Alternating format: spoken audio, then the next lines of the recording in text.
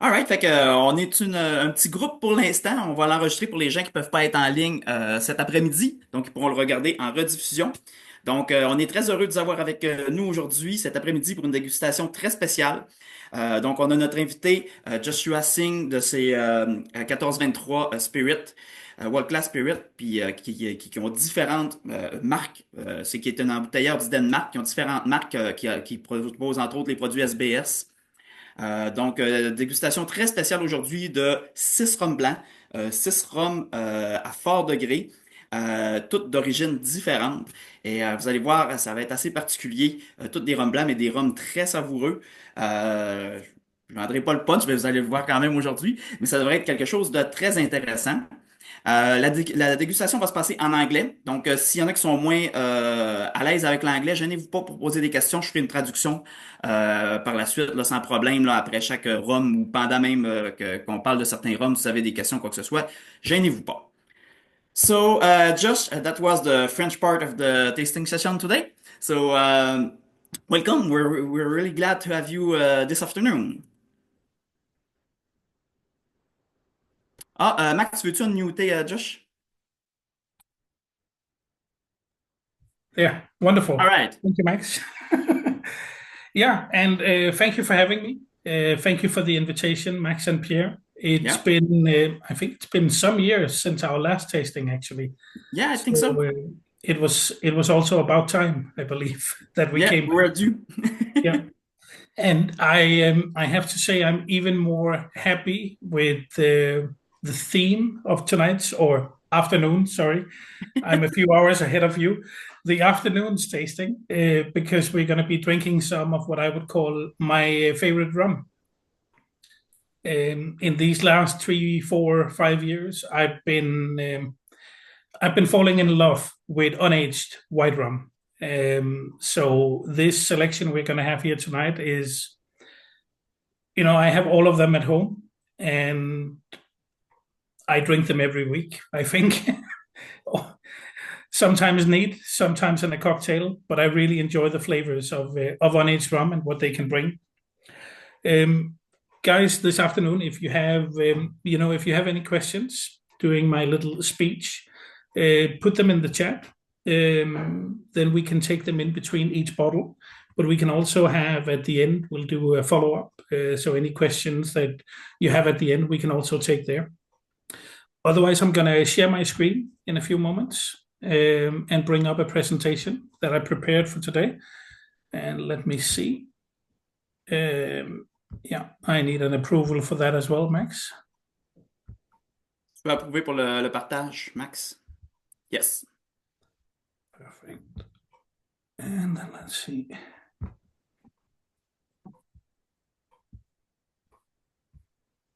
There we go. I think you can see it. Yeah. Great. So tonight is all about white rum. It's about unaged rum. But we're going to speak a little bit about the history of 1423, and we're going to speak a little bit about the history of why we got here to the unaged rum. If you don't have the patience to wait, open up a rum and start trying them. Otherwise, I have made like a lineup for this afternoon in the order that I think we should drink them. And basically, we're going to start off with the lightest and then move on to more and more heavy flavors. So it's going to get crazier as we go along. I suggest you have a big glass of water, like I do myself. Make sure you get a sip of water in between the samples because the rum we're going to be tasting today are quite heavy and very flavorful. So you really want to clean that palate in between them so you can taste all the flavors. Now, SBS Origins that we are going to taste today is sort of the little brother to SBS, our single barrel selection. Now, 1423 as a company, we started back in 2008. Back then, we were three friends who were, I think, just starting or quite happy to drink whiskey. And we used to go around to different whiskey events around Denmark and different whiskey festivals. And at one festival back in November of 2008, we went to a local whiskey festival here in our city of Odense. Now, during this event, we had the opportunity to taste for the first time what I would call real rum or pure rum. Before then, we knew what rum was. We had had our share of drunken times as teenagers in Bacardi or Captain Morgan and Coke and various other cheap rum that we enjoyed just to get a cheap buzz. But at this festival, we actually tried what real rum could do. Now, all three of us, we were completely blown away with the quality. We were blown away by the flavors, and we were blown away about the range that rum provides.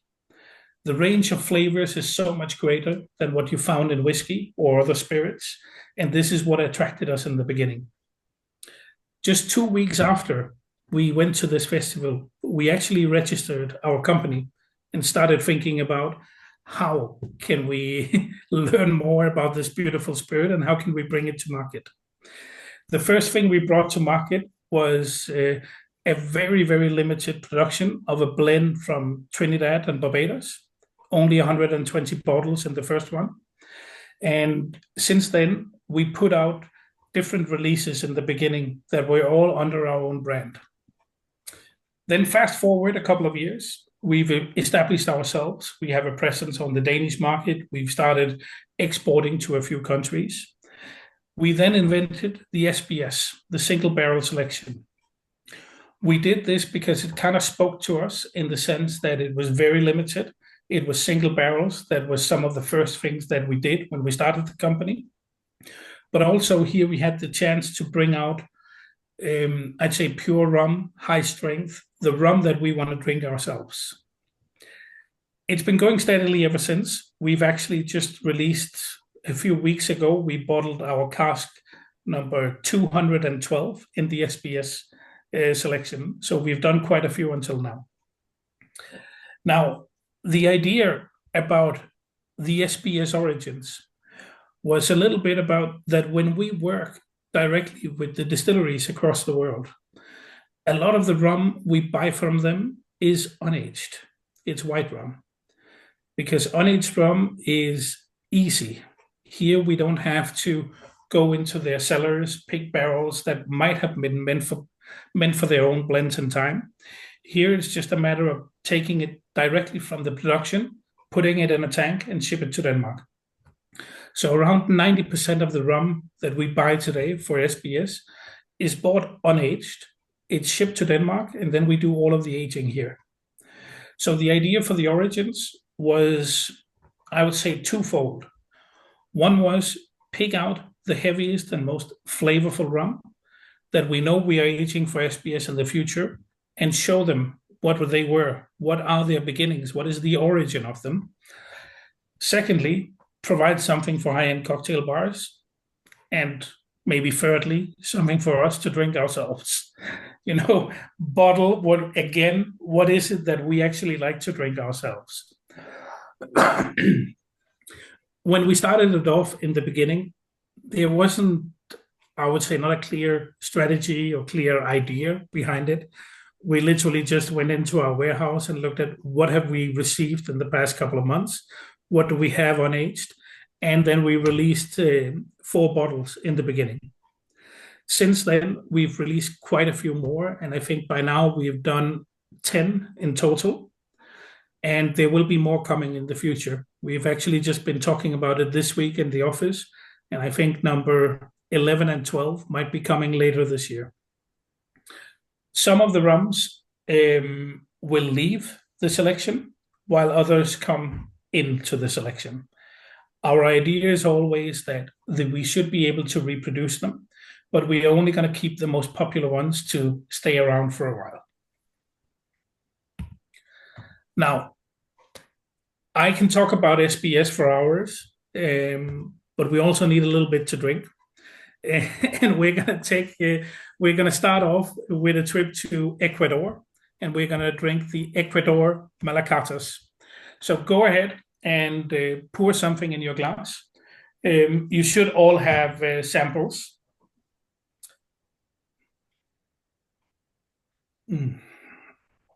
Now, How big are the samples, Max? I have to ask.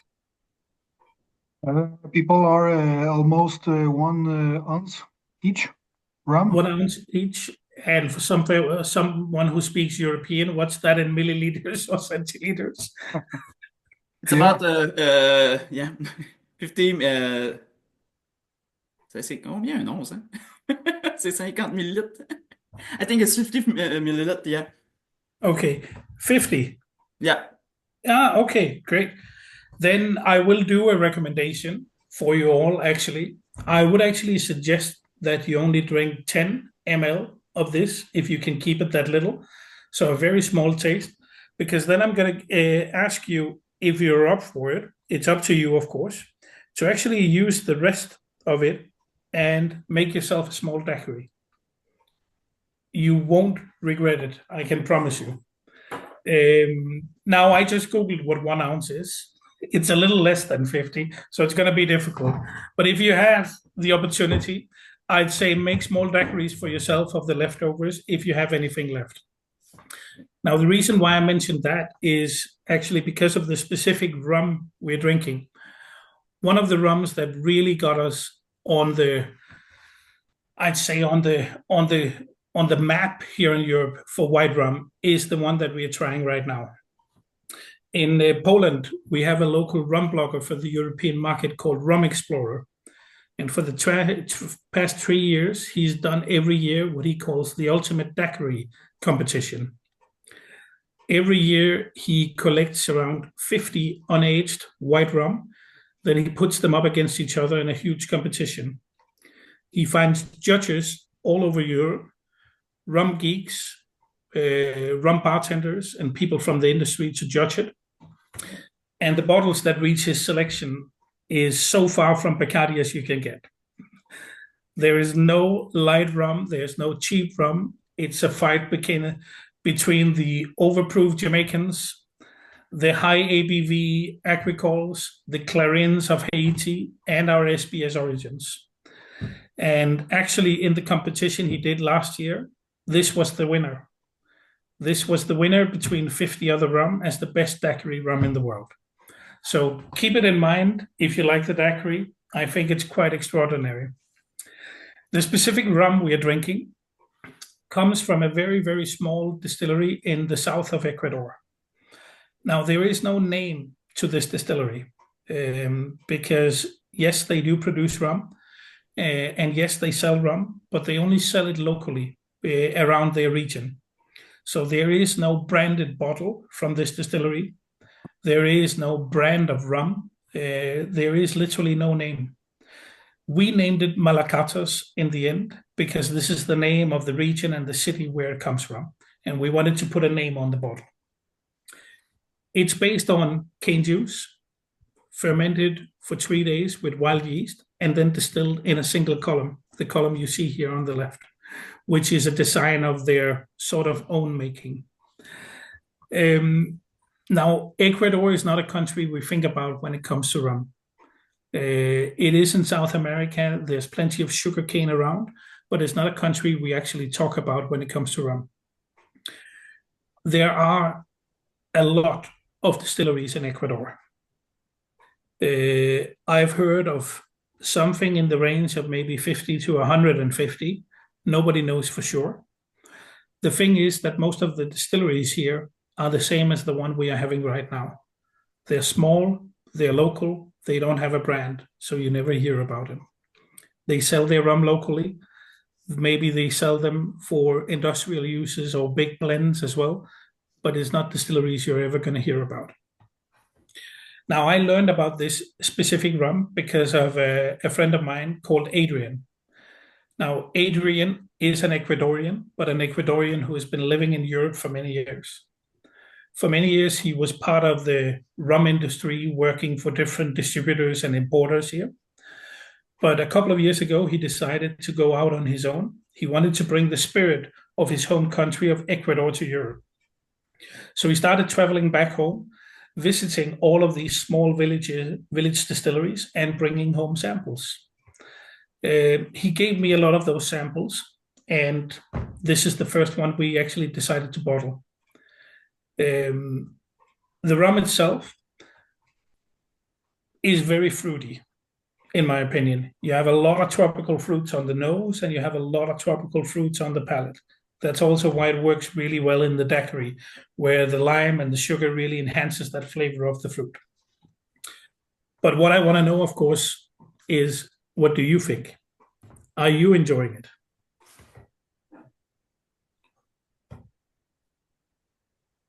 Pierre, you're the only one I can see on video when I share the screen that is actually drinking. So I'm going to ask you first if you like it.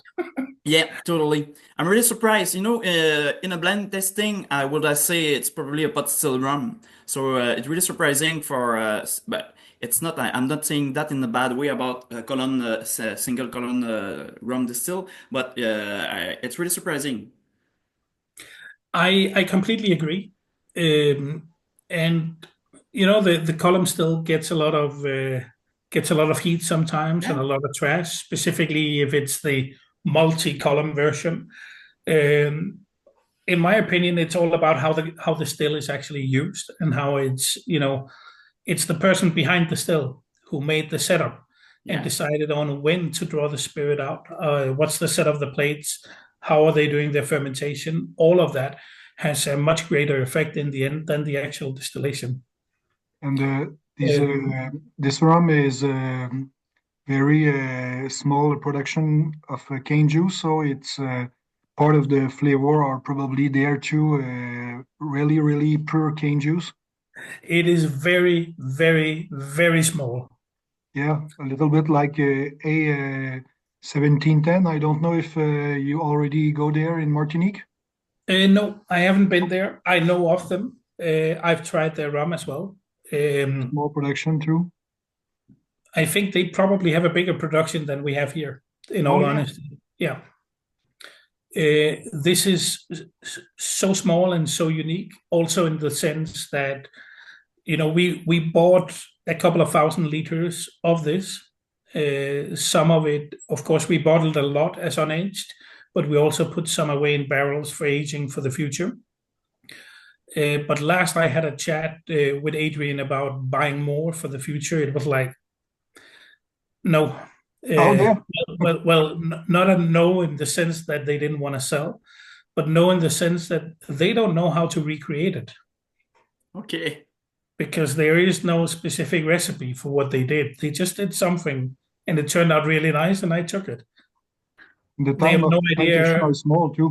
Yeah, but they don't follow a recipe. They just do Yeah. something and yeah, tastes good. Send it off to Josh and and his team in Denmark, and then we'll do something else. So right now we don't know if we can actually bottle more for the future. We'll have to wait and see. Okay. So that's really some single batch rum, Yes, something really unique. and we're gonna have one more like that a little bit later in the tasting today, also coming from a very very small distillery, where they also are like, well, let's see if we can recreate it. We don't know. But this is also, it's also one of the things that make it fun and interesting is that adventure where we find something that is so unique. And we have no idea if we can ever bottle it again, but at least we get the experience of it, enjoying it right here, right now. I always hear when we are at festivals or rum events here in Europe, at least, that, oh, well, rum used to be so much better. The things that they bottled, back in the 80s that were then already 20 years ago, nobody can recreate that today. It was better, blah, blah, blah. And sure, there were some amazing bottles.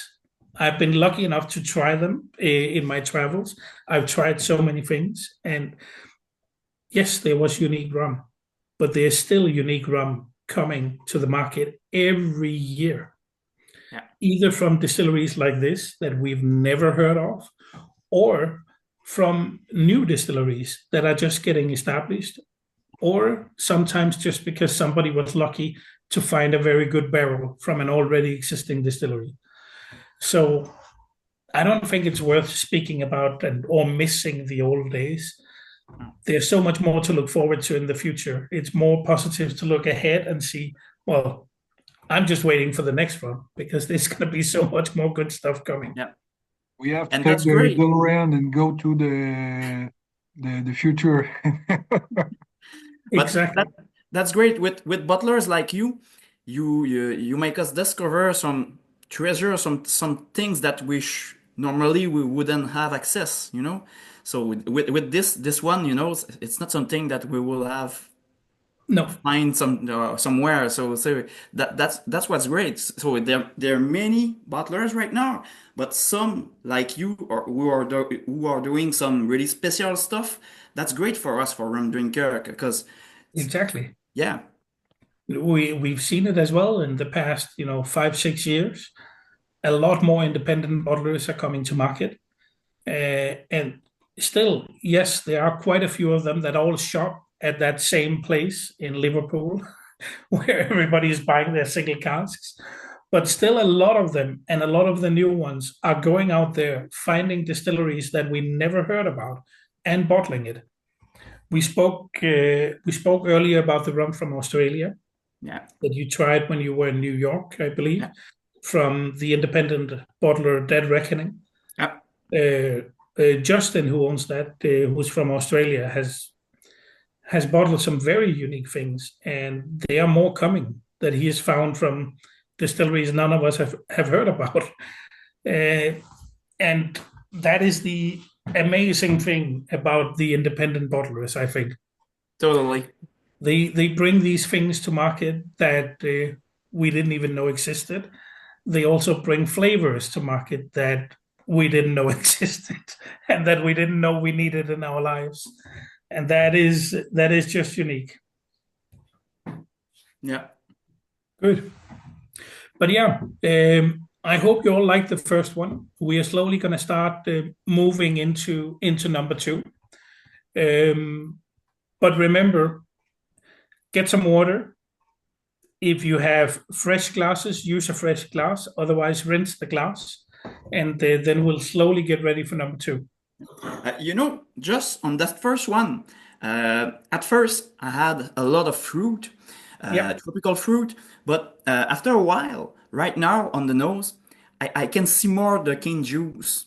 Mhm. The sugar Yep. cane is more present after a while. So yeah, the fruit Exactly. are always there, but the presence of the sugar cane is more there for after a while. It is. It is. Then you taste the fresh cut cane, the cane juice. Exactly. Yeah, yeah, it's surprising. It's fun. We're gonna have um, we're gonna have three cane juice rums today. The first three actually are all cane juice, and then we're gonna go into three molasses rum at the end. And number two that we're gonna have now, I think, is just as unique as it is having a rum from Ecuador. This might be even more unique in the end because we're going to travel to the Dominican Republic. We're going to travel to a distillery called AFD, which stands for Alcoholes Finos Dominicanos. Now, this distillery is famous for their multi-column. They're primarily famous for producing all of the rum that goes into the brand Barcelo, which is one of the best-selling rums in the world with, I don't know, 20 million cases per year. But other than that, they've also done something quite unique. Now, we already work with the distillery for some of our more commercial mainstream rum, some of our sweetened products. But we've been working with them for many years. And around, I think, 4 or 5 years ago, me and my business partner Thomas, we collected a bunch of samples that we shipped over to the Dominican Republic to one of the distillers called Williams. Now, what we sent him was high ester Jamaican rums. We sent him Grana Oms from Martinique and all the crazy white rum we could find in our warehouse. Now, he tried all of them, and in the end, he tried to distill something on the multi-column, and he ended up actually producing something around 500 esters that we released as an SBS Origins a couple of years ago called Aroma Grande. Now, the team at AFD and his colleagues, they even though they produce today, like I think it's 45 million liters of alcohol per year, they all of them, they became a little hyped about a project like that. So what they did is they went out and bought a pot still. So what we're going to try here is pure cane juice, 6-7 days fermentation, and then distilled in a pot still. Now, this you could call a world premiere, whatever we want. It's the only pot still in the Dominican Republic. It's the only pot still rum in existence that has been bottled from the Dominican Republic. And to my knowledge, it's the only pot still rum from the Dominican Republic in more than 100 years. Wow. So something really, really unique. They've made two different versions, one at 250 esters and one at about 500. We chose the one at 250 to bottle here. When you drink it, I'd say your mind becomes a little confused in the sense that we all know this is from the Dominican Republic, but I don't think anybody has ever tried anything that comes close to what this is from the Dominican Republic. You get a feeling that there's like a Jamaican element in there. There's a little bit of a Martinique element in there. And it's like a mix of these different origins and different styles, all combined into the same.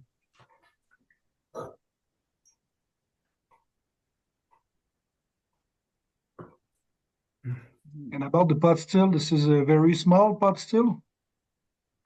It is actually quite big. I have a picture I can share with you a little bit later. If we stop the recording at some point, I'll show it to you. Okay. We'll do this at the end. Yeah, it is quite a big pot still, actually. What they have done is that it's now been there for about 2 years. For the first, I'd say around 8 months, they did a lot of testing, a lot of experimenting. How does it work? How do we run it best? It was the first pot still they had ever worked with themselves as well. So a lot of the beginning was about testing to see what can we do with it. They produced quite a lot of rum. Most of it got discarded because of quality in the beginning. And we were like over here in Denmark, don't discard it. Send it to Denmark instead. Maybe it's actually really good. And it's just because you don't like it. But unfortunately, no, they were very firm that they wanted to discard it. But they have started to age it themselves as well in the Dominican Republic now, but never as a pure pot still product. They always blend it with their column rum before they put it down for aging. They are still of the belief that something like this is way, way too heavy to put into a Dominican rum. They are afraid that it will be so far away from what people perceive as Dominican. I think it's extraordinary. I think the story about it is great. I think what they've created here is really, really nice. You have a lot of that fruitiness as well in this. You have that cane juice element in there as well. And, well, it's just good rum. What do you think about it, guys? Do you like it? I'm really surprised. For this tasting, usually I do some research before the tasting. I want to know a bit about every rum. I'm tasting them before the tasting session. But this time I wanted to have the surprise. It was 6 different rum. I saw a bit about them, but I was like, I don't want to read too much. I want to have the surprise like everybody else today. So, and this one, I was like, oh yeah, okay, the Dominican Republic. I was like, I'm not quite sure it's going to be interesting. And I'm really surprised. Yeah. It's really surprising. Very happy to hear that. No, this surprises everybody who tries it. And if you don't tell people it's from the Dominican Republic, You know, they would never guess it.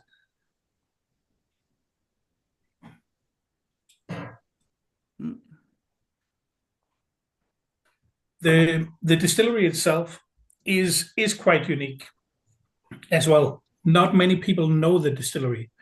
A lot of people will know some of the brands that come from them, but the distillery itself, nobody really knows because they don't have their own brand. Mm. They run pure cane juice. They are probably one of the most sustainable distilleries in the world. They run what they call circular economy, which basically means that if you stand from the outside, there's nothing coming in from the outside. There's no power lines, there's no water pipes, nothing. They create all of the electricity they need themselves simply by pressing the cane, drying the cane, and then the leftover is fired up to run turbines that produce the electricity for the distillery. The water source is there from the ground. All of the cane is local. It's there surrounding the distillery. It's around 16,000 acres with cane just for the distillery here. So it's quite a unique place that nobody really knows of.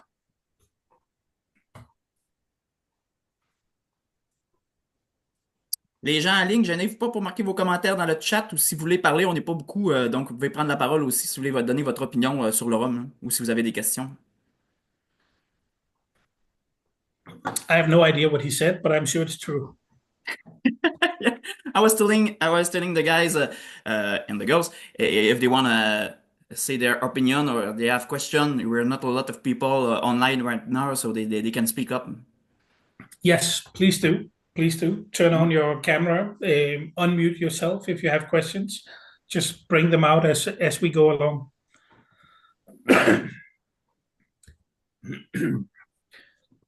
Otherwise, we will slowly get started with the third rum and the last from cane juice in the session.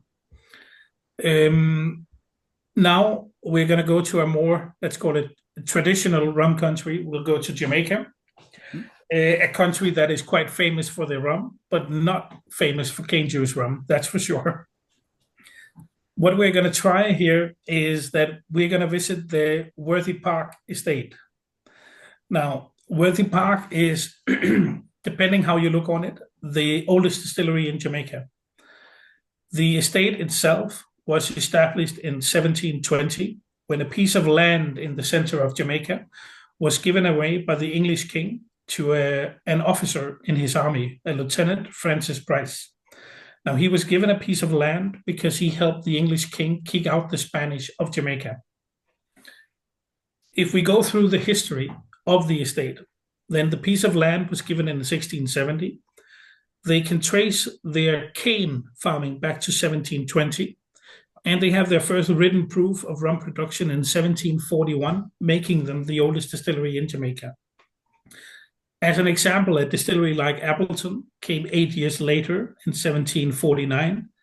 Hampton, just 3 years or 4 years after that, in 1753. So in that sense, we are the oldest distillery in Jamaica. However, we had a brief pause along the way because in the 1960s, Worthy Park shut the doors to their distillery, only to reopen them back in 2005. Now, this was done because an overproduction of Jamaican rum and at the same time a decrease in sales. This meant that a lot of distilleries in Jamaica actually closed down during the 60s.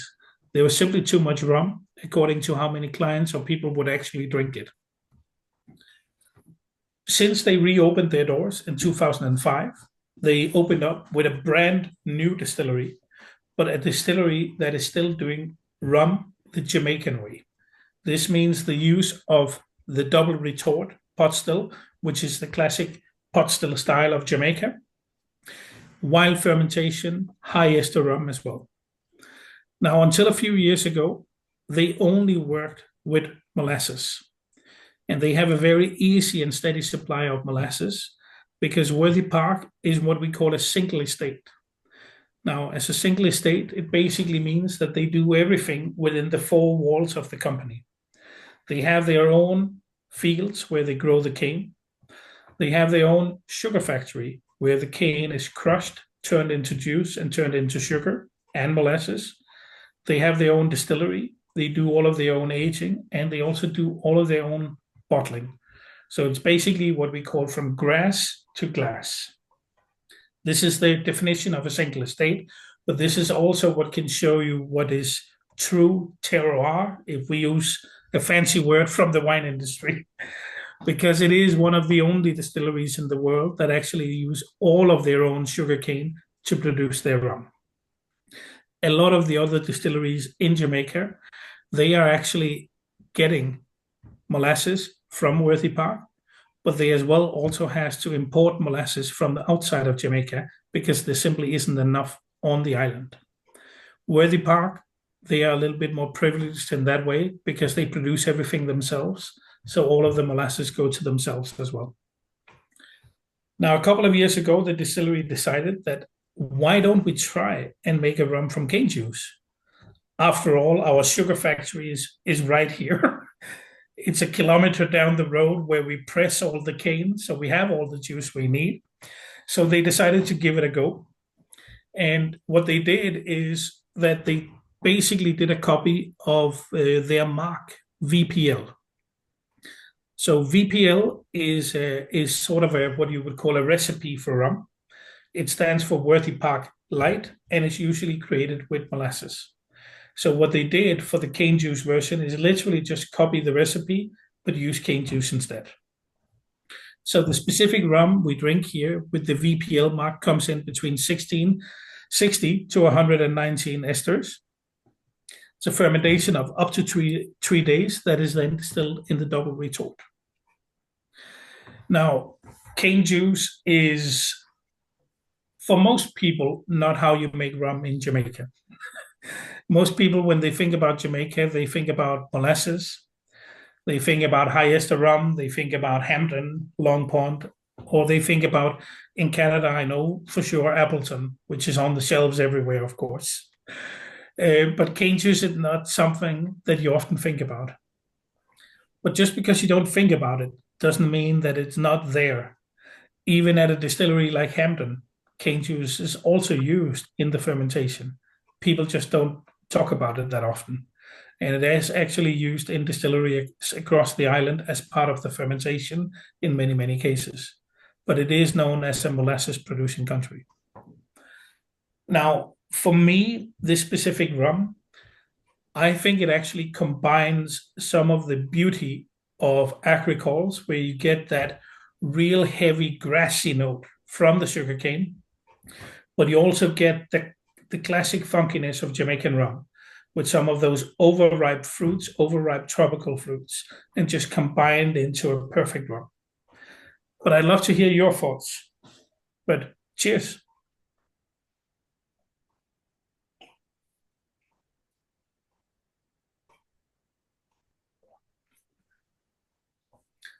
As you might have noticed, I'm not drinking unaged rum myself. I'm actually drinking aged rum. I'm trying to catch up on some of all those samples me and Max spoke about earlier. Yeah. So everyone, what?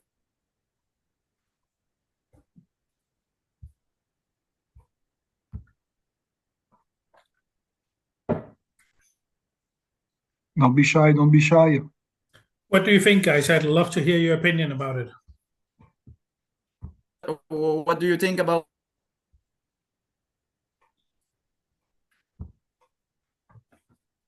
It's so unique. Rum, 100% cane juice from Jamaica. It's amazing. The interesting part, I think, is that, Worthy Park is still, it's a big company in the sense, with all the fields, with all the cane, with the sugar production. They are the largest sugar producer today in Jamaica. Now, that's not saying a lot today, because today there's only 2 left, but there used to be quite a bit more, and they were still among the biggest producers. But when it comes to the distillery, they're still quite a small company in Jamaica. And it also sometimes makes it a little bit easier to experiment. So something like this, I think, is quite unique. But also from the past, we've been distributing Worthy Park for years here on different markets in Europe. We even supply Taiwan from Denmark with Worthy Park. And San Kong, or Alexander Kong, Gordon Clark, the owner, Alexander Perkins, the new guy for export, they are always very, very open-minded to experiments. And they've done many experiments in the past where, something we'd just been talking about over a lunch or over a drink somewhere, and then they just went ahead and did it. But with the cane juice, I think they created something truly unique. And they've also since started, after they did the first version, they started to do experiments on their other marks. So trying to go higher on the esters, but created from cane juice instead of molasses. So we are going to see for sure more of this coming from the distillery itself and from their own bottlings. They've done a couple of single cask with the cane juice, but I think we'll see a lot more from it in the future. Yes, and I have tasted the new white from Worthy Park with part of cane juice and molasses. This is Exactly. very exciting one. So we tasted a couple of weeks ago in tasting here in Quebec City with the guys. Amazing one. The nose is very impressive too. The mouth is special, so very different from other white overproof rum from Jamaica. I agree. In my opinion, I think it's better the new Worthy Park Overproof than the old Rum Bar Overproof. Yeah, it's very different. The cane juice brings some vegetal notes. It's very and the cane juice are a little bit a tendency now in Caribbean. Some distillery from Barbados and from Jamaica make some tests right now. So the people are trying to make some new rum style or just incorporate cane juice and molasses rum. So it's very special what situation now brings some new style rum. Yeah, it is. And I love how the distilleries are experimenting more and more. And that has to do with, it has to do with people like you. The community of rum drinkers have grown so much in the past 10, 20 years that now the distilleries are willing to experiment a lot more. And even the big distilleries will bring out special editions just for us rum geeks and rum connoisseurs because they know there is a market for it. That really changed the market, and you tell that's from our people, but that's from you too. So you bring some new ideas, some new bottling. So people are just excited to taste some new rum and real rum. So that's contribute to globally the change. We'll keep them coming as long as you help me keep drinking it, Max. We'll keep it coming. Don't worry. That's just a share about the rum love. So exactly. Oh, that's true. Yeah, but we're going to make quite a jump now, actually, because we started in South America. We then went to the Dominican Republic and we went to Jamaica.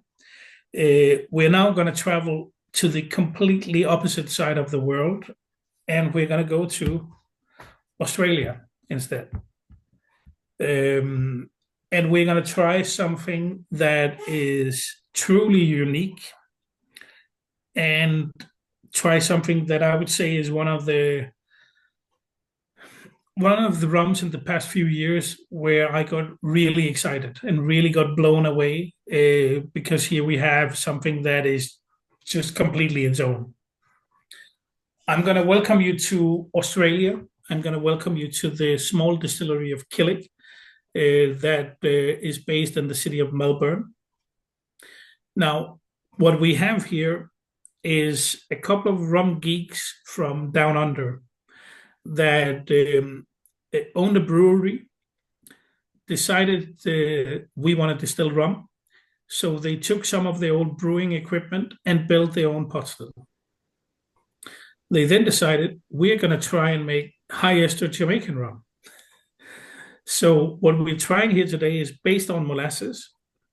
It's a 4-week open fermentation with addition of dunder, with addition of muck and wild yeast, and then distilled in a pot still. Now, the distillery here is very, very, very small. They only have a production of about 50,000 liters per year. And that is with the sun and wind in our back and everything running perfectly. Then they can reach about that. Now, we found this rum because a friend of ours from Australia was in Europe. And he had brought a couple of samples from different distilleries, and this was one of them. And the team and me here, we fell in love immediately, and we bought as much as we possibly could of this beautiful, beautiful rum. Now, I'd like you all to try it first. And I'd love to hear your opinion on the flavor notes, if you want to tell them out loud, before I will start to tell you about what I taste. And remember, there is no wrong answer here. Flavor notes and taste notes are very, very personal things. Yeah. Because what happens when you try is that it falls on your tongue, and that sends a signal up to your brain. And your brain is going to start looking through that big old archive up there to find similar tastes that it's tried in the past. And this means that when you're sitting at a tasting and you're trying something, Pierre might come back and say, "Oh, I taste licorice." But Max come back and say, "Licorice, I taste banana." And another guy will come back and say, "What are you guys talking about? This has nothing to do with either of them. I am tasting asparagus." And in the end, nobody is wrong, because we all combine it with tastes that we've had in the past. So there is no wrong answer. This is the reason why I ask you to come with your tasting notes. I'll tell you what I'm tasting after as well. You know, it's really special. It's really unique. But I've got some buttery candy notes. I can say which kind of candy, but it's really special, you know. And yeah, we were talking about this distillery just before the tasting session start, and because me and Max and Guillaume was there as well. We were at the New York Rum Festival last June, and there was a butler who had some rum from that distillery. And I remember we were at the stand, and I was like, "Whoa!" And I went to Max. "Hey Max, taste this." And he was like, "What the fuck is this?" You know, Yeah. because it's really unique. It's really something that we're not used flavor wise about rum. You know. Yeah, it is. It is really, really unique. Definitely is. So, people, if you wanna tell us how do you feel? What do you feel about this rum? So, I'm really curious. For me, it's pretty unique. I think I sense some hint of strawberries or something that reminds me shortcake of fries or something like this. Maybe a bit of apple or pears, maybe some vanilla. Pretty funky, pretty unique. Good. Anybody else want to tell us their Yeah. notes? Can you hear me? Yeah. I had You can, Simon. okay, I had problems with my mic at first. The first thing that struck me is plum. Like the overripe plum you have in your fruit basket that is standing there for many, many days. I have some ripe pineapple also, and Guillaume has a good point, like the strawberry and hint of strawberry, just maybe behind it. But Yep. plum is really the one that is taking all the place for me. Very good. Very good. Anybody else want to join in? Okay. It's funny because the nose bring you somewhere, and the mouth bring you somewhere else after Completely that. else. So, and Yeah. it's really something special. It's like sometimes I feel it's like the nose and the flavor, they don't match. It's like it's two different things actually with this one. But yeah, Simon, Guillaume, I actually agree quite a lot with both of you. because it starts off with this fruity note. And Simon, you said pineapple. I taste the pineapple. Guillaume, you said strawberry. I for sure taste the strawberry as well. What I think really brings it together is that underneath it, I get this sort of milky note that gives it this like fattiness and more smoothness when you drink it. So it's almost like you're having let's say a thin yogurt or a cheesecake like vibe there. Like you get this fruity yogurt vibe going on. And for me, that just takes it away. I think it's something really, really unique.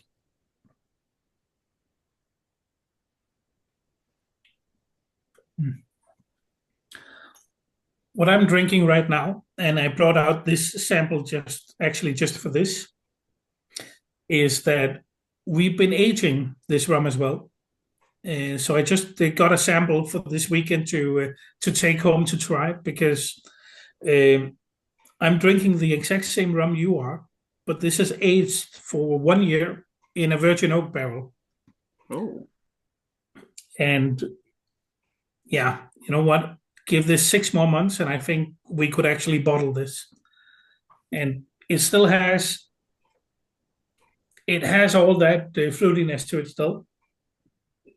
Pineapple, strawberry, everything. It's gonna be delicious. So we're gonna have to try that. Yes, of course we will. I will let you know, Pierre, when we start to bottle some of it. We want to import some bottle over here. For sure, for sure. No, but let's see. You know, Killing is a very small distillery.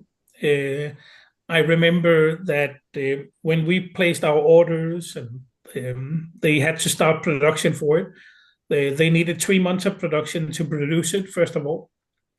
But I also remember when it arrived in Denmark, it came in these 1,000-liter tanks, and all of them said 86%. Then we started measuring the ABV. 82, 84, 87. It's all over the place. For me, you know, that just shows the craft. This shows that here you just have a couple of guys who really love what they're doing, trying to create something unique, and they have. I am really, really excited to see what they can do in the future. That's for sure. But Australia is a market and a rum producing country that we don't hear that much about. They have a huge distillery there making Bundaberg, which many people might have heard about. It's terrible rum, not hardly even drinkable with a mixer, but it is there. They make a lot. But they actually have quite a few craft distilleries there. And some of them are making some beautiful, beautiful things. And I'm getting a couple of more samples from a craft distillery there in a couple of weeks. They've just been delivered to a friend of mine in the south of Europe, and I'm going to go pick them up soon. So Australia is really a country to look out for.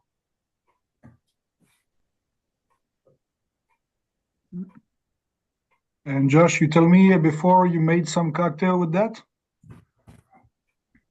Well, you know, when it comes to cocktails, Max, I'm simple. Daiquiri.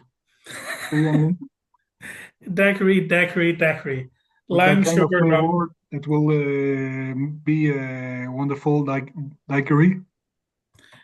You get, you know, that fruity note, it comes through the daiquiri. You taste the strawberry, you taste the pineapple in the daiquiri as well. It really, really goes well together.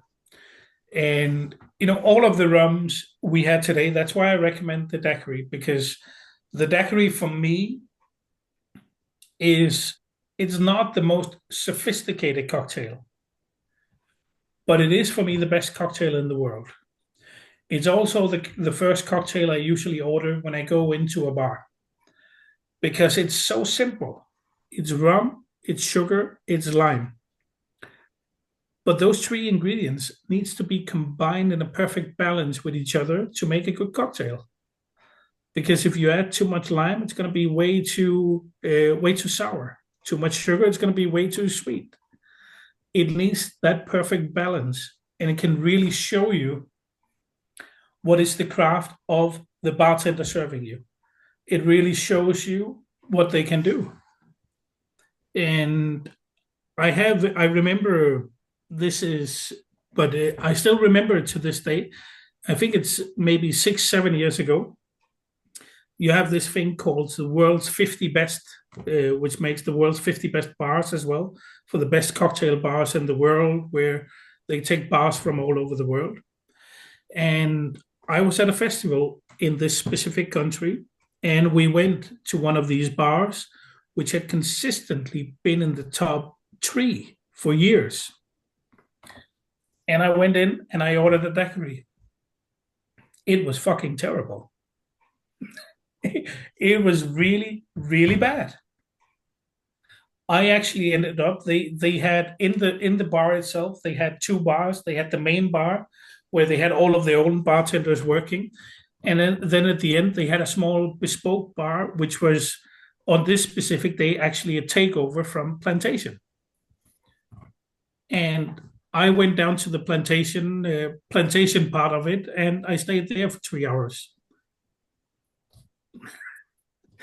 And, that's what the daiquiri can do sometimes. It's such a simple cocktail, but it's a cocktail that requires balance, requires a little bit of love to be perfect. That is why it's one of my favorite cocktails. Also because it's a cocktail where the rum shines. The rum always comes through if you use a rum. If you use a Bacardi, shit, it doesn't matter. Then you might as well go Smirnoff or Absolute Vodka, it's the same. But if you use a rum, you taste the flavor of the rum in the cocktail. And that is what makes it unique. And that is what really, really comes through.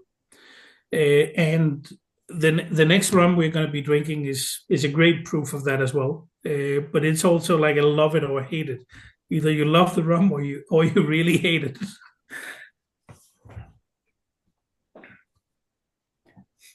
But you have great cocktail bars in Canada as well. Yeah. I know Robin, who didn't make it here today. I have had the pleasure of trying his cocktails before, even though I haven't been to Canada yet. I know it's a mistake. I will rectify that and make it up there for sure. But yeah, now we just need a little bit better rum on the shelves as well. Yeah, so we totally agree with that. Yeah. But keep removing all those American products, and maybe they'll decide, okay, maybe we need to fill some of it with good rum and not only homemade products. But let's see. Yeah. We'll see what happens. But yeah. So, guys and girls, any questions about Australia? Amazing one. Yeah. Keep that for the SBS Origins. Good. Simon, it looked like you wanted to say something, maybe? No, well, it was just about spirits, because speaking of removing the American products on our shelves, yeah, your name is 1423 World Class Spirits, but are you producing anything else than rum, or is there any like whiskeys, gins, or? I would say 95% rum. Rum is what we do, but I do. Do you know there's a German rock band called Rammstein? Yeah, so I'm a big fan of them, and so are my colleague or some of my colleagues. So we did a collaboration with them. So we do Rammstein rum, Rammstein gin, Rammstein whiskey, Rammstein vodka as well. We actually used to be on the shelf at SAQ until the band got in a little bit of trouble. Then we got quarantined, so we still have We still have bottles in Canada standing in a warehouse somewhere. Oh yeah. Yeah, yeah. Okay. The SAQ team have not decided yet whether or not they're going to put them on sale again or if they're going to destroy them. Oh, that's crazy. It is. Yeah. But no, rum is 95% of what we do. We own a number of different brands, and some of them are on the shelves at the SAQ from time to time. We have a brand called Compañero, which is flavored rum. We have a brand called Cristobal, which is on the shelves as well sometimes. Sweetened rum. So we do what I would say our main brands are commercial, mainstream, easy to drink, rum with added sugar or flavored rum. And then we do SBS, which is for geeks, connoisseurs. And then we work with Worthy Park for the European market. So we do quite a lot when it comes to rum. We have our warehouse here, like from where I'm sitting, it's 20 kilometers from here, where we store casks as well. We have around 3,000 casks in our warehouse. We do our own blending, we do our own bottling, everything. So yeah, rum is our business, but we do have a little bit from other spirits available. Is it enough for you to live out of it, or yes, is it? it All is. right, cool. We are a team today of around 32, 33 people. Okay. Yeah. So we're three owners of the company. I'm one of them. I own the company together with a guy called Thomas and a guy called Parminder. We own the company together. We are headquartered here in Denmark, but we have subsidiaries in now, I think, 10 European countries. So we have our own distribution and sales company in Sweden, Norway, Germany, Belgium, Netherlands, France, Spain, Austria, and the UK. And in these markets, we have as well our own teams, our own people on the ground. So we used to be a very, very small rum company. I'd say we're not small anymore, but we're not big either. We are very far from big, but we do okay.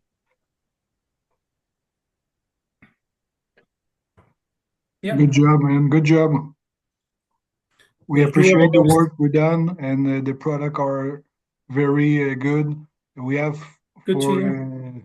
we have product for more geek and less geek rum person. So Exactly. yeah, Exactly. Well, if I could just make this every day, I would. But products like this does not pay. No. Does not pay the rent. To be honest, we understand, and Yeah. that's the reason because we appreciate a little more your time today. But it's cool to take time with us. So thanks again. Always my pleasure. I love talking about rum. You know that. Max and Pierre. Yeah. And even more, I love talking about rum with people who really appreciate it as well. That's why, because you make a moment with you at least one time in 2 year moment. So because Yeah. we love what you done, and it's appreciate to have a person like you, very transparent and very passionate about rum. We'll do more in the future. I know. Oh, we hope so. But Me too. Me too. But I do hope. I hope within the next year or two we can do something in person as well instead. yeah, that would be nice. That would be better. Yeah. So we need something new in our glass. Yeah. We came from something unique. It's gonna get even more unique, I would say, when we go to Martinique. We are gonna go to Martinique and visit a distillery called Le Galion. Now, on the bottle, we call it French Antilles. And we do this because there is a specific GI for Martinique rum. And it's an open question whether or not we can actually write Martinique on the bottle or not. So instead of just doing it, we decided, you know what, we are not going to piss somebody off. We'll write French Antilles. What we're going to be drinking right now is what is called a Granarome. Now, Granarome is the Martinique or French-speaking world's equivalent of saying high ester. Now, unlike most of the rum that people usually associate with Martinique, this is based on molasses and not cane juice. It is a very long fermentation. It's wild yeast, wooden tanks for fermentation, and then distilled in a single column.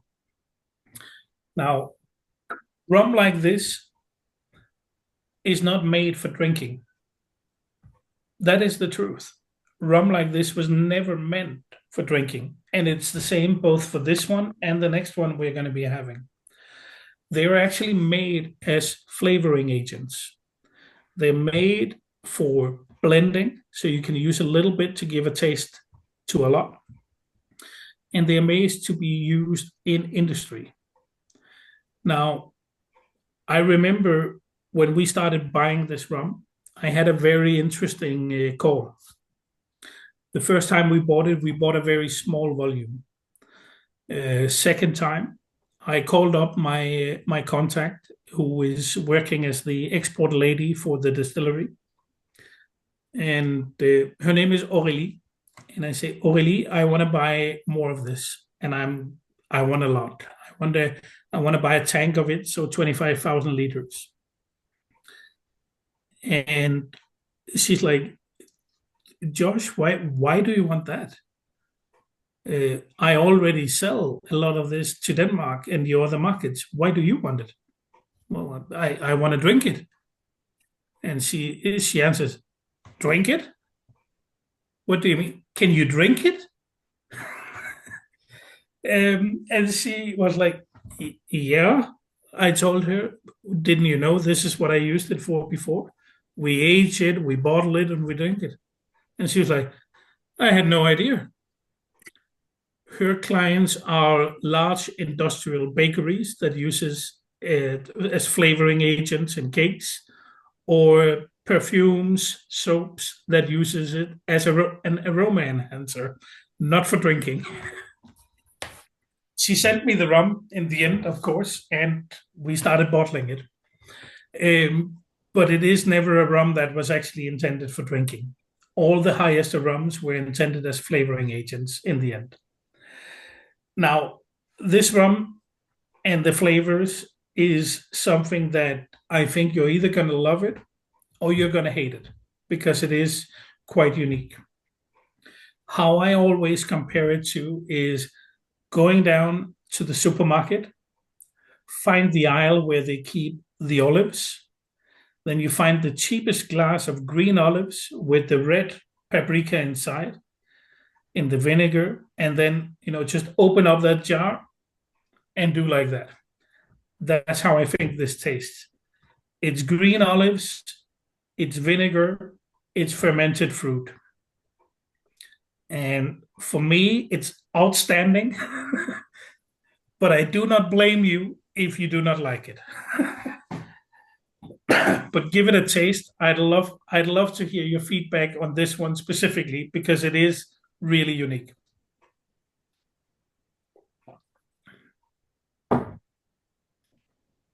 Don't be shy, guys and girls. Personally, I like this a lot. I'm a bit used to Grand Arôme, and this one is good. It's a bit different. That there's more vinegar on this one than the one I'm used to have, but I really like it. Good. A lot of whipped fruit too. Yes. Yeah, it's really pleasant. Reminds me of the Jamaican rum, the high esters Jamaican rum. Also, it's like you get some of the same idea from this one. Yes, exactly. and it was made for the same purpose, literally.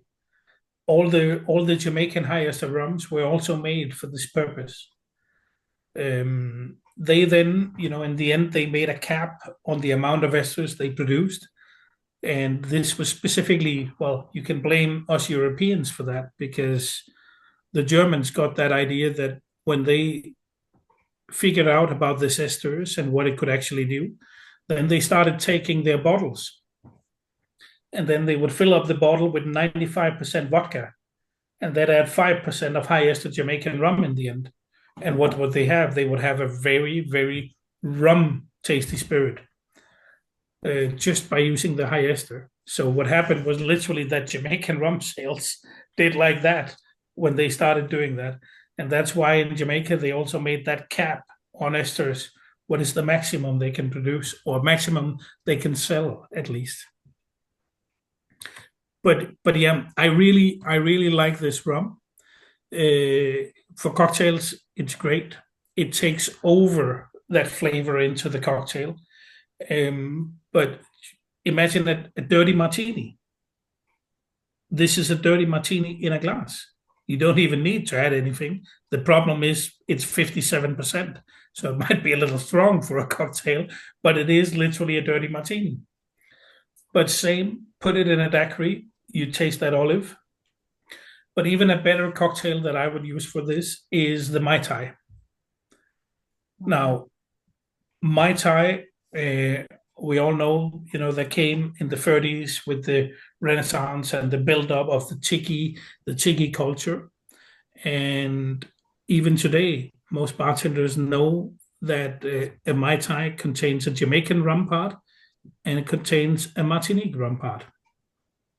The difference, or the mistake that most bartenders make, is that they use an agricole as the Martinique part, where if you actually look back at it, well, sugarcane juice rum in Martinique at the time was not really produced. This is something that came later. So the original Martinique part of a Mai Tai was a molasses rum. So try and combine this in coordination with a lightly aged Jamaican rum, and then do your Mai Tai. Outstanding, really outstanding.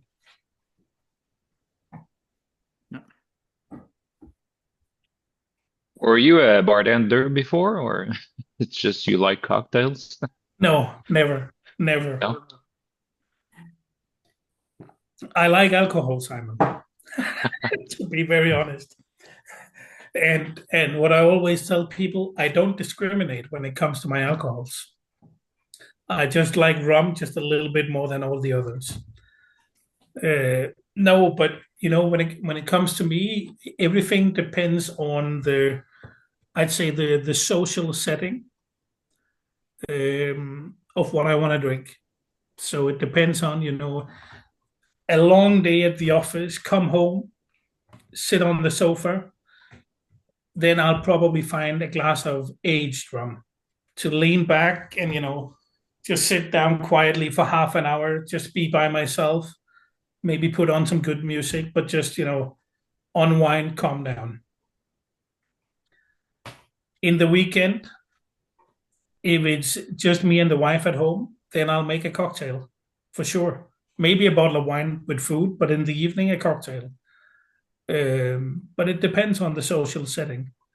If I was with Max and Pierre, a couple of other rum geeks, we'd be finding all the interesting bottles we had in the cabinet and drinking rum neat. So everything depends on the setting. But I like rum that can be used for multiple things, something that I can both enjoy neat and in a cocktail. And this is an expensive rum to drink in a cocktail, for sure. A bottle like this, Pierre, Max, you have to help me, but it's 60, maybe even $70 Canadian dollars, I would imagine. Yeah, around that. Yeah, that is a lot for a rum to put in a cocktail. But I know I'm privileged in the way that that's not what I pay, of course. I have slightly better pricing when I buy my rum. But even still, I'm not gonna make cocktails with bottles like that when I invited all my old 20 guys from grade school, and we're going to party and reminiscence about old days. But if it's me and other rum geeks, or if it's my wife and we're going to have 1, 2 nice cocktails, I'm going to use the best rum available for the cocktail. And that means you'll spend a little extra on the rum, but it also means the cocktail is going to be that much better in the end.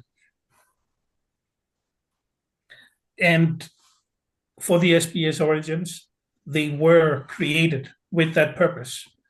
They were created for people to be able to try what is unaged rum and what can white rum actually be when it's high quality, to show that it doesn't have to be aged to be used as a sipper, but they were also created to elevate your cocktails. And I'd even say, something like the one we're drinking right here, add 1/4 of an ounce of it to your cocktail and let the rest of it be Bacardi. You're still going to taste this rum in your cocktail. You're not going to taste the Bacardi, of course, but you'll taste this one. So even use that principle that the producers used for it, where they say it's a flavor enhancer. It's made for flavors. Well, put 1/4 of an ounce into your cocktail. You're going to elevate your cocktail and you're going to get a better tasting cocktail. I always say that when you want to enjoy yourselves, then splurge, spend a little extra. The same, we spend a little bit extra on the bottle of wine we have on Friday for wine drinkers than the wine drinker would do on the bottle they have on a Tuesday, because they know on Friday they have a little bit better time to enjoy it. Same with the rum, and same with the rum for your cocktail. So yeah, I always try to show that way, that use it both ways. Drink it neat, drink it in a cocktail.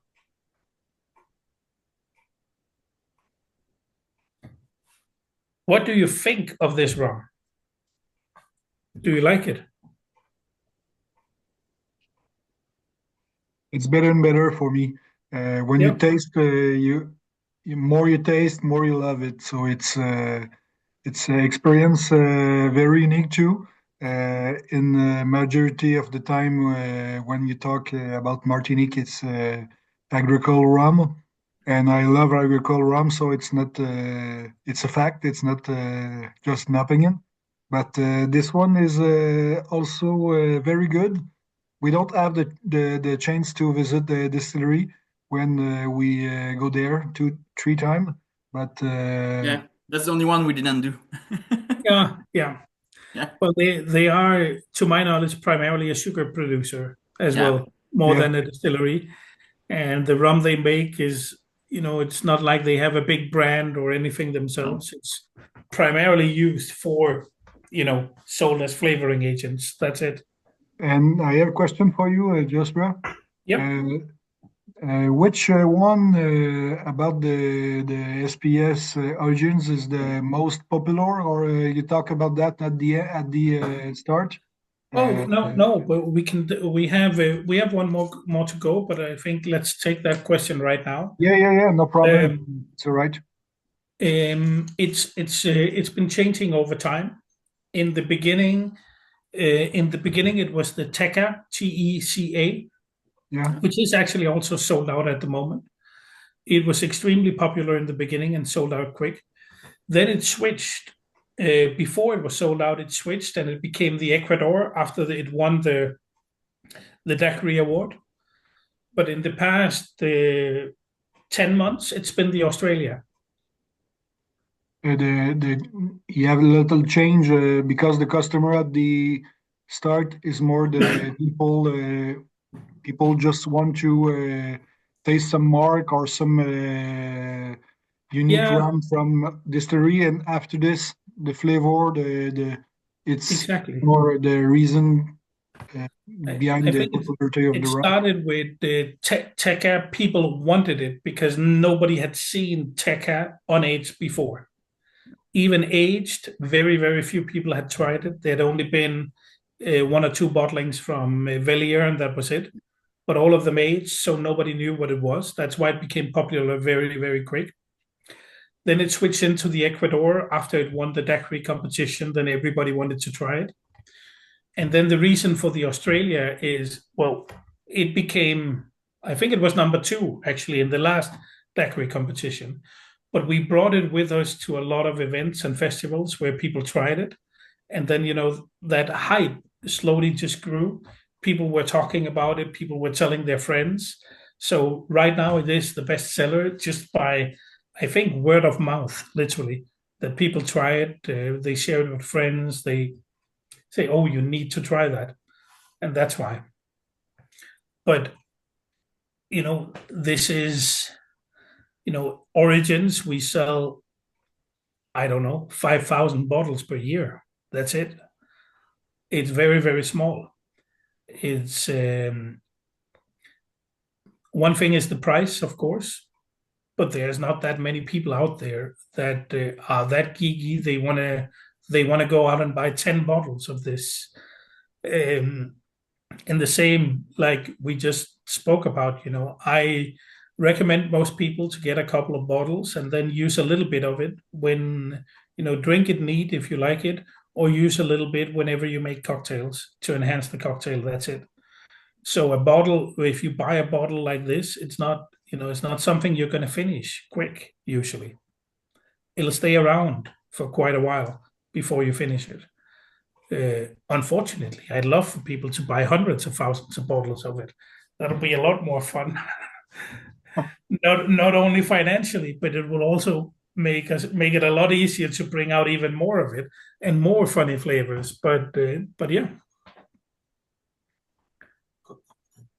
I think it's a small step to teaching people about white rum, because if we just, if we go back 5 years and you were speaking about white rum, at least here in Northern Europe, where they are not that used to agricole, people were saying, Bacardi, can you drink that neat? Don't you need to put Coke in it or something else?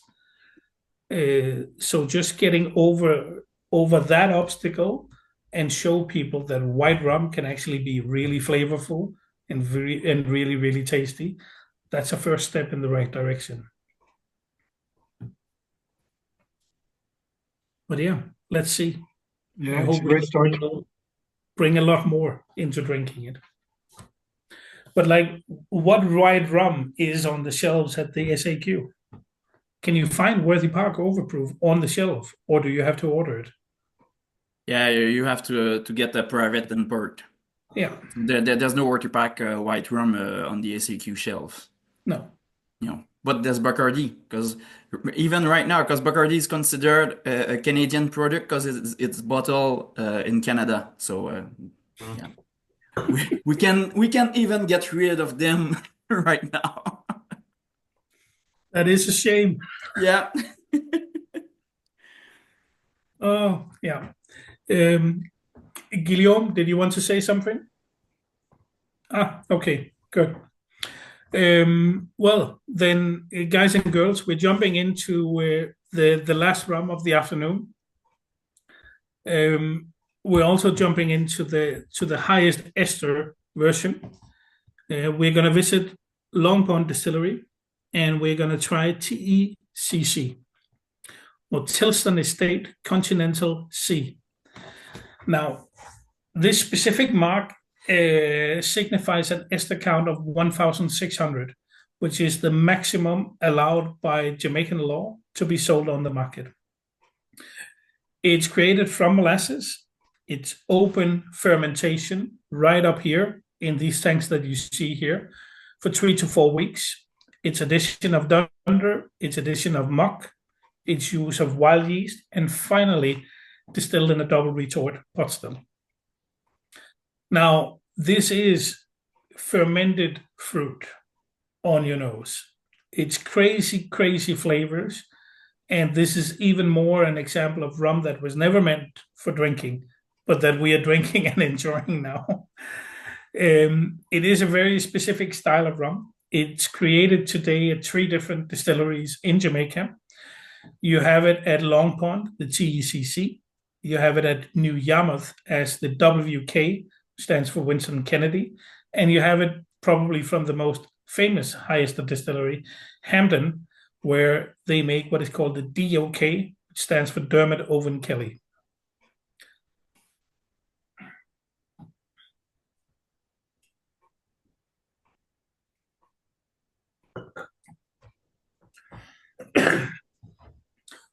One thing I can recommend, now we spoke about cocktails, we spoke about drinking it neat.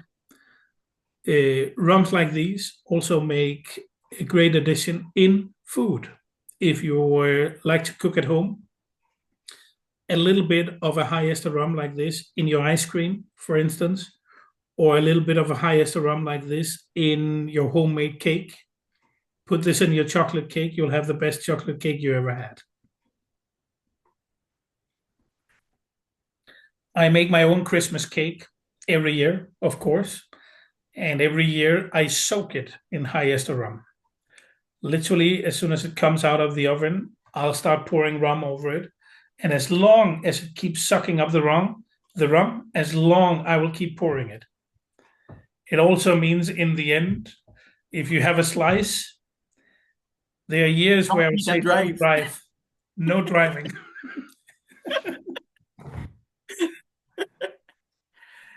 And, it's not everybody in the family that loves it the same way I do.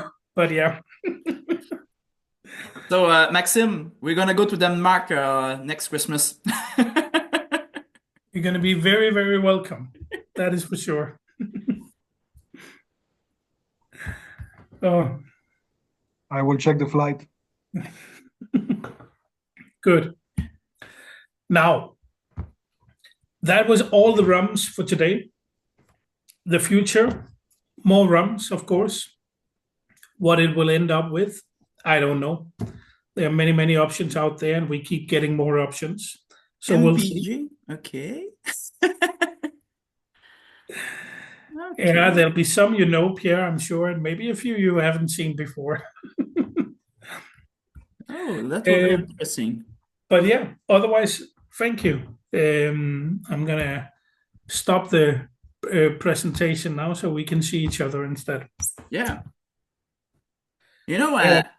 I think I'm really surprised about the TECC. I must be honest, I'm not a big fan of those. I have the Vialier one, the Age one, the TK and the TECC, and they're really interesting. And for a rum geek, it's fun to taste and try it, but it never happened to me. One night I'm like, okay, I'm gonna pour myself a glass of TECC. No, that doesn't happen. It's just interesting, but I think the aroma are not really. Sometimes they're unpleasant. I have to be honest on the age one, but I'm really surprised about the unaged one. This one, I think it's really pleasant. I think I prefer the unaged version of the TECC, to be honest. I completely agree. Yeah. And I have to say the TECA was 10 times better than the TECC, in all honesty. Yeah, for sure. A lot better. But yeah, still good, the TECC. But I agree on the aged one. There were a couple of them where you were like, "Whew, what is this?" They were interesting. Let's just call them. Yeah. But not necessarily good.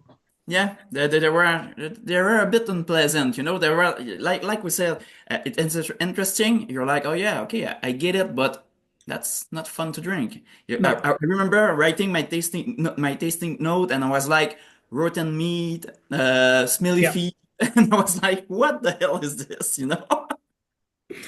Rotten meat, exactly. Yeah. No, but sometimes it's just the crazier it is, the better it sells. Yeah. I remember in our standard SBS for our 8 versions, we did 3 bottlings of Caroni 1993 that we called the Beast. Yeah, I remember that. And when we did the first one, I called up my clients and I told them before they received the price list, this is bad. This is really, really bad. And I'm going to warn you first, because when you see the price list, you're going to see vintage 1993, which is unique for Caroni. And you're going to see the price, which is very, very low, considering that it is a Caroni. But I'm warning you, it's bad. The answer from everybody, can I please have more? And I was like, did you not listen to what I said? But every single importer, they knew they were going to sell it because it was Caroni and it was 1993. And I remember a step forward, our importer in France, the old company we worked there, they shipped one case for a shop in Paris, along with a small sample. And they had warned the shop ahead, but he was like, no, I want it. When he received them, he tried the sample. He called up the importer. No, I'm going to deliver this back. This is not fit for human consumption. Something is wrong. And my importer was saying, yeah, no problem. One of our team is there tomorrow anyway, so we'll pick it up. When they came the day after, that box of 6, they were gone. Because people came in the shop and they saw it and they were like, oh, I want to buy that. So in the end, the shop owner sold all of it, of course, because he wouldn't want to say no to the money, even though he thought the rum was terrible. And the rum was bad, but it's still, in my opinion, the funny thing is that there are actually people out there who loved that rum and say it's some of their favorite Caronis. But yeah, there's a rum for everybody, as we say. Yeah. But it's crazy. Yeah. Just a quick question, is 57 your lucky number? Because all of them are 57%. It's like we don't see that often to have that many rums at the same level in a tasting session. No, so there were a couple of reasons behind it, and the first one is that I wanted all of them to be at the same degree, so it was easy basically to compare.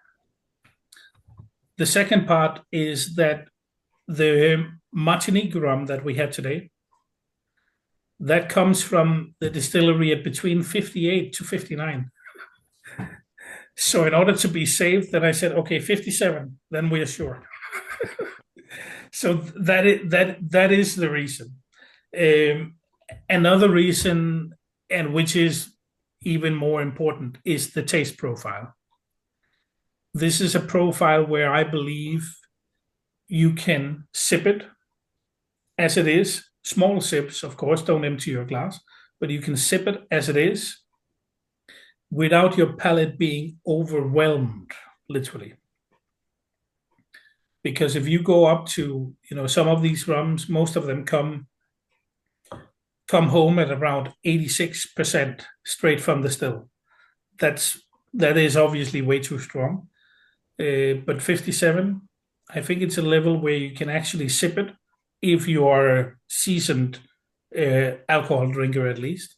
So it's a place where you can actually sip it, but still have the chance to make it your own. Yeah. And Okay, but you don't dilute them yourself. It's like you import them already at that level. It's done by the distillery. We buy them at the distillation strength. Okay. So like all the Jamaicans come home between 85 to 87%. Same for the Australia. Some of them come home at 70, 75. And like the Martinique comes home at 58, 59. We buy all of them at distillation strength. Then they are transported to Denmark. And then they are diluted in Denmark. And there we use, filtered water. So basically just water from the tap, but that goes through an osmosis system to take out all of the minerals, all of the chalk, everything in there that can add flavor to it.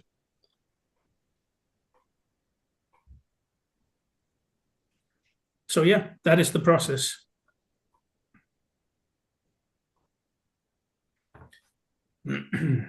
Sometimes it is easier to import it at a lower ABV, for sure, because if you go above 70 degrees, 70 ABV, it is what is known as dangerous goods. And that means you have to pay a little bit extra for shipping. But in the end, it also means that you bring home more rum. So we always bring it at the distillation strength to do our own tests in Denmark on what we want to do with it. Because some might have an advantage of being bottled at a lower degree, others might have an advantage at a higher, and the same for the aging. So we bring it home as high as possible, also because it's saving space in the end. If we start diluting it, then it'll take up a lot more space.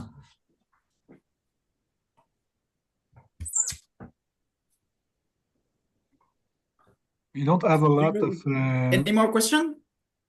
we don't have a lot of butler like you and make other work at the warehouse. So I know. So maybe what 10 or 15 in the world. So we don't have a lot of people. You have a big warehouse with a lot of rum from the different distillery in the world. No, maybe not. I don't know. I get surprised sometimes. There are a couple of warehouses out there that none of us have heard about before, with plenty of rum. But yeah, we try to gather rum from as many origins as possible, as long as the profile is interesting. Yeah, it's different when what the market goes because we talk about in the session about some people just work with some initiate and company like that. I think we are maybe two, three company, but Yeah. majority of the people now goes to this kind of company. This is good for her, so I think this is not like all want to make that. So No, a lot of people will go of the independent bottlers. They go through the rum brokers, and in the end, they all bottle the same, or the same distilleries, even the same vintages and the same rum at the end. And then you can get exactly the same rum, or at least a sister cask from 10 different bottlers, and then you can compare them. We try to be a little more unique, not in all of our bottlings, but in some of them. We also do a lot of bottlings, even in SBS, of more standard, more easygoing rums. But also we try to find that new, what's new out there, what's gonna blow people's minds to try. We also try to find those. And we also receive a lot of samples all the time. Like just in the past week, I've received, I don't know, 10 new samples of white rum for me to try. And then sometimes it's my hard task also to call up the producer and say, no, that's not good. And I remember I had 3 samples delivered about 2 weeks ago from a new distillery, and I was really, really excited because I know the guy who's distilling for them, and I know what he's done in the past, which is extraordinary. But it was not extraordinary what I was sent. Yeah. Yeah, no. And I had to call him up and, be honest. Yeah. He's a friend of mine. I've known him for years, but still be honest and tell him, no, it's not ready. I think it needs more work. I think you can do better. Yeah. Yeah. Because if they release something that's not ready, that's gonna damage their brand. Yeah, exactly. Yeah. People are gonna associate that brand with some bad product, and Very true. Yeah.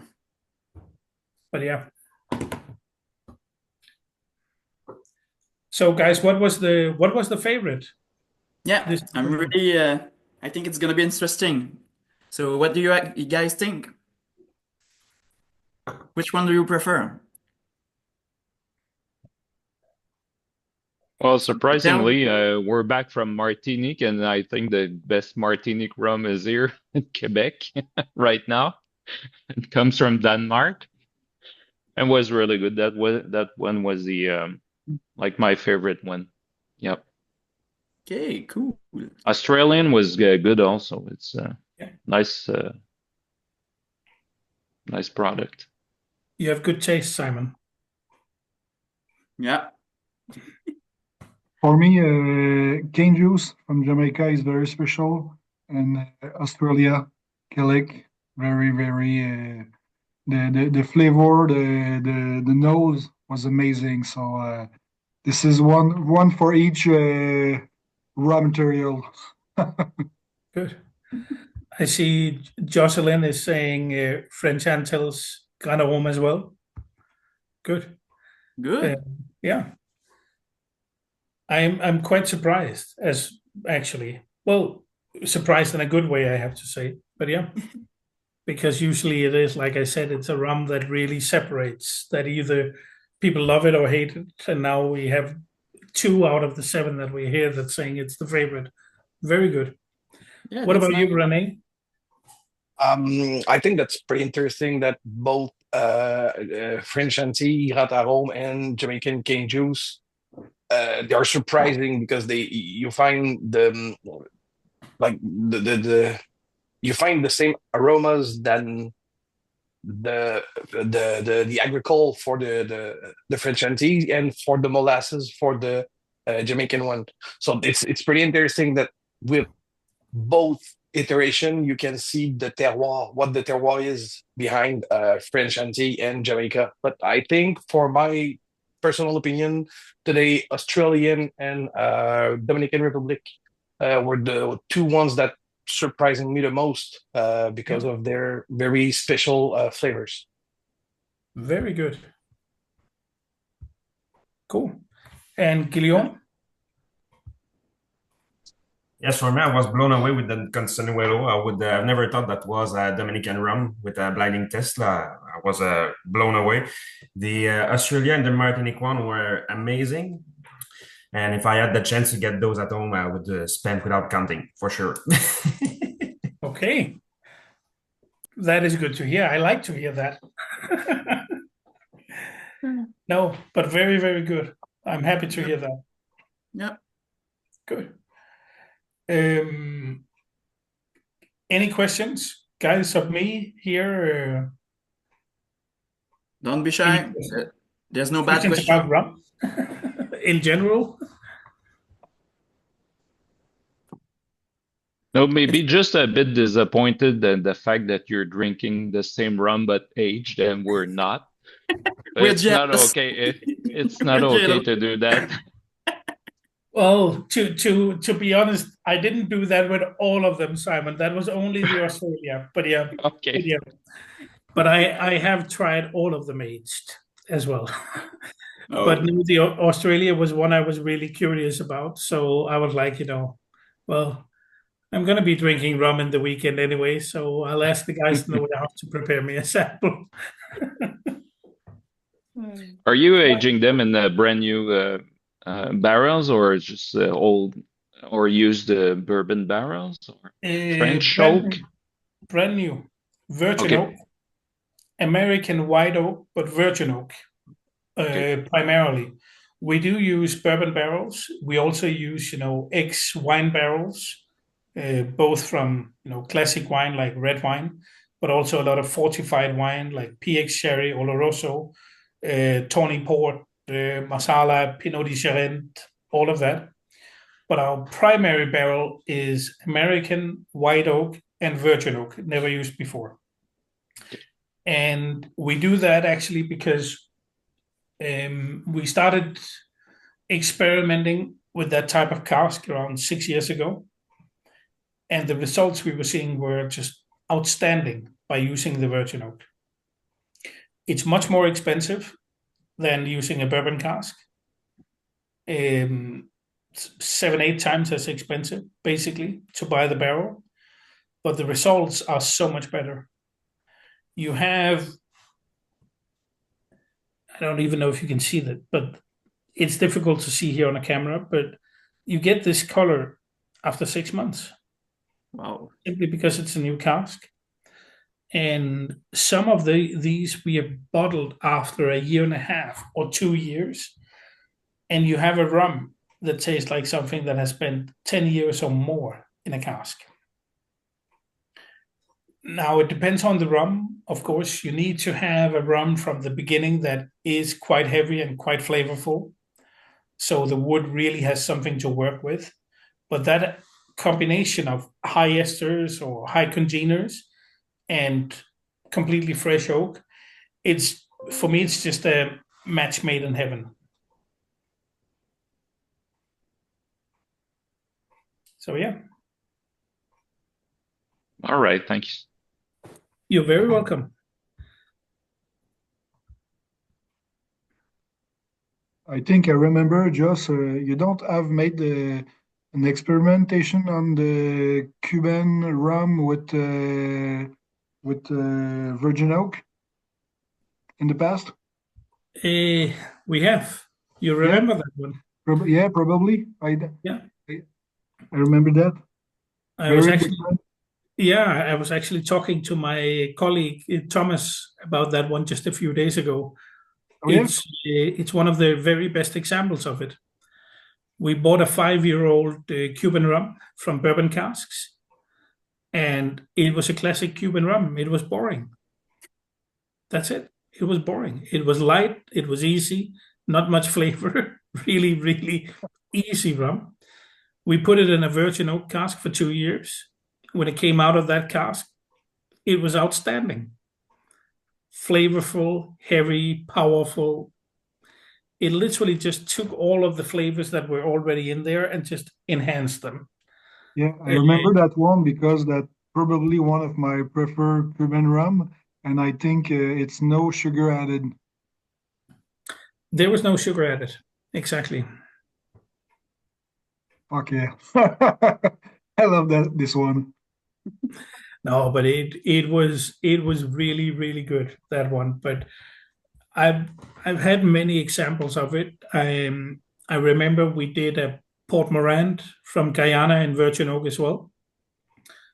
And before we released it, I had a couple of guests in Denmark, um, which are two really rum geeks that also works as importers and have a very famous shop here in Europe for rum. And they came to visit me and they tried it in the warehouse. I gave it to them blind to really get their opinion. And first off was the woman who was trying it, and she hit it spot on, Guyana. And she was like 12, 15 years old. The man as well, Guyana straight away. He even hit it as Port Morant, but he as well this is minimum 12 years old. And we're talking about a 2-year-old rum.